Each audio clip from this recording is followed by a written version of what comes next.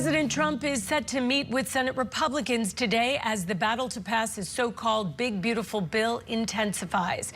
This meeting comes just hours after Elon Musk called the legislation a disgusting abomination on social media.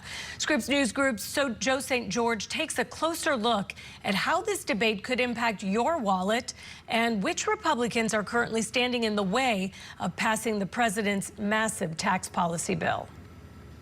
June is going to be a big month politically for President Trump and perhaps your wallets. You see, in May, the House of Representatives passed his one big, beautiful bill, and now the debate heads to the other side of the Capitol, the Senate side. But President Trump has a problem. Not every Senate Republican agrees with what the House passed. Let's remind you why you should care about the big, beautiful bill being debated in Congress. Well, it does a lot. It impacts taxes and how much you'll pay for the next several years. It impacts Medicaid coverage and what must be done to qualify. It impacts funding for the southern border and military spending to defend the U.S. from attacks, as well as energy, repealing renewable clean energy credits meant to address climate change. So why do some Republicans in the Senate have issues with the bill?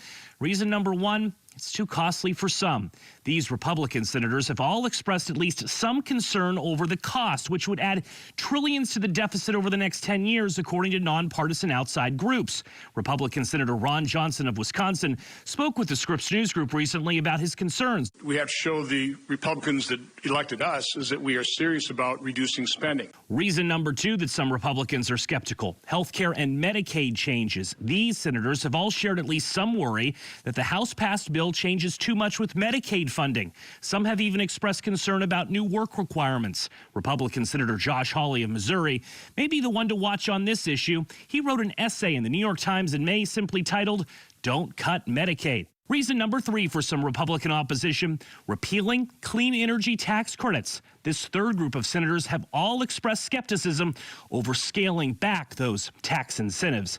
President Trump was able to successfully lobby enough House Republicans to pass his bill last month, and now that lobbying effort begins in the Senate, an effort that includes social media. He's already attacked Senator Rand Paul over his opposition. Rand votes no on everything, but never has any practical or constructive ideas.